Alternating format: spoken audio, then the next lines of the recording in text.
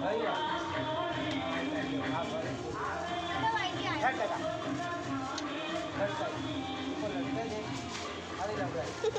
મકર સંક્રાંતિ બોલો બેટા હેપી વાસી મકર સંક્રાંતિ આ દિવસે બિટ્ટુએ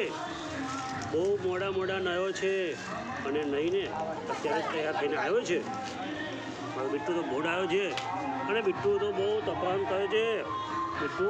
મકર સંક્રાંતિથી હાર્દિક બધાઈ હા એવું કહેવાનું બેટા